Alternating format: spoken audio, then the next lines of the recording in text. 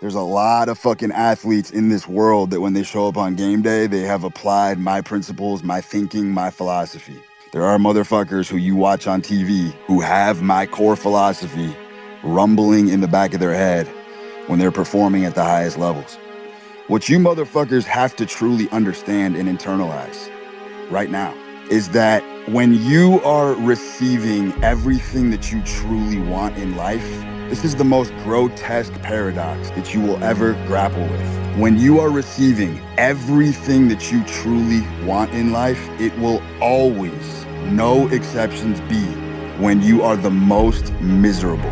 Do you understand? Being a top performer as a male is excruciatingly miserable, but you're also getting everything that you want.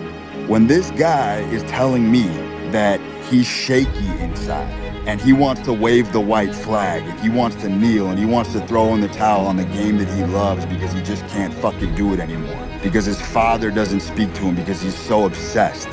He has a fucking pathology that is demolishing all of his personal relationships. His girl is badgering him daily, telling him, I just want you to be happy. Why don't you fucking quit? I'm so sick of seeing you miserable. Do you guys understand that under the surface, which is where you have to go in order to receive life's greatest insights, this man is actually seated in a position where he's getting everything he wants. His dad ain't talking to him, but his dad is filled to the brim with the most respect that he's ever had for his son right now. They ain't even talking. And I know for a fact his dad respects the fuck out of him, which, by the way, is the top thing that a man wants in life. A man just wants to be respected. Women want to be cherished. Men want to be fucking respected. And he's got that. Wrap your head around that. The only reason his girl is rocking with him, ride or die right now, is because of how miserable he is. The minute, the very second he decides to choose the happy path, she's gone. Dunzo. Not coming back. And it's all a shit test.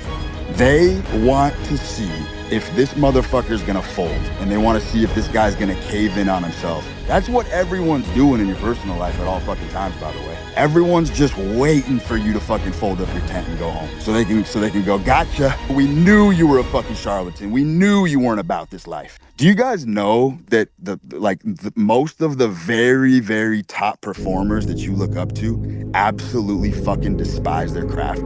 The type of propulsion that you need as a man just to get your wheels off the ground and fucking puncture the atmosphere.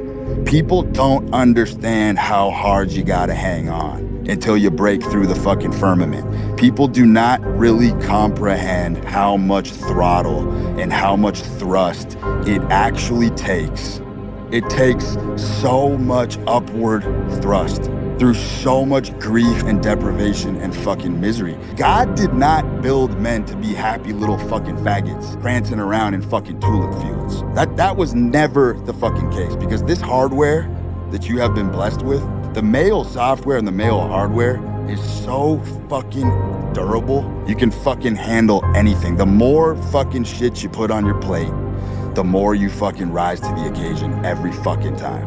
You will receive the most undying loyalty and love from a woman when you are least receptive to it. When you can't even fucking see straight and your head is fucking on a gimbal, spinning, rotating on that fulcrum. That is when you will receive the most undying love. It's also when you'll receive the most money, success, and wealth. Look, there is nothing glamorous about being a high performer whatsoever. It is, you are in miserable conditions, but you also have all these little virtues quaking under the surface that you want. You got the respect, you got the fucking love, you got the fucking cribs, you got the cars, you got the toys. You're literally the epicenter of the fucking universe. And it ain't fun. Like, sometimes you don't even fucking enjoy it. But that's the beauty of being a man, is you can have everything you want and not enjoy it, just to fucking show that you did it. The way that you think, the way that you perceive the world has 100x the anabolic effects of any food or supplement or compound that you'll ever take. Motherfuckers somehow are under the guise that if you feel a certain way, that's gonna catapult you to where you wanna be. And I think we've seen innumerable amount of examples of motherfuckers who perform regardless of how they feel. Feeling is not a prerequisite to success whatsoever. You don't have to like what you're doing to succeed. You don't have to be happy doing what you're doing to succeed. You have to attack the mind first. Once you get to the upper echelons of beautiful women, they don't give a fuck about your body. They don't give a flying fuck about your body. They give a fuck about your body at work. They don't give a fuck about your body.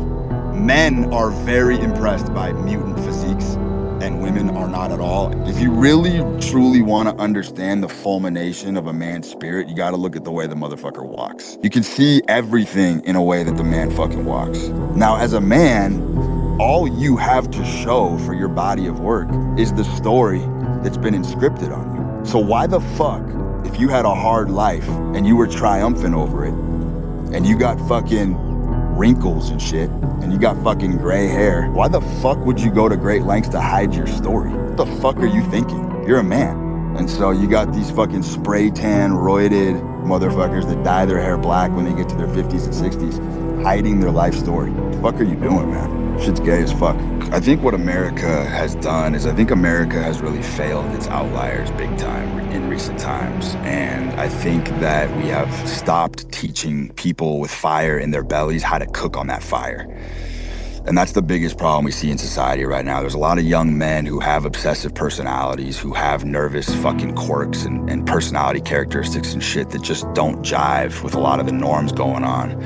And a lot of these men are turning a blind eye to these gifts and these strengths, and they're not learning how to cook on that fire inside them. And if you don't fucking learn how to cook on that fire, you're just gonna fucking burn yourself and everybody around you to the fucking ground. You know, winners do go through many prophecies and sagas where they're losing. Doesn't mean they're a loser, but they're on the other end of the long tail. And I'm all about riding the fucking long tails, because that always leads to glory. One way or another, you're gonna have a good fucking story to tell.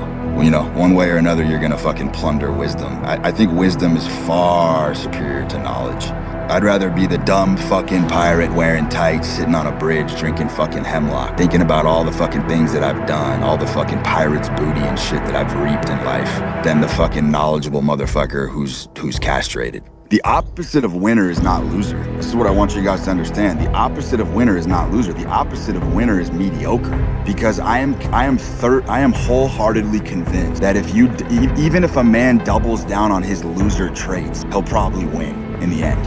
You know what I'm saying? Like the heroin using fucking artist who produces great works of art. That motherfucker does have more upside than the mediocre motherfucker. Doubling down on your loser traits is oftentimes actually gonna break you through to the top eventually. That's the fucking crazy paradox about life.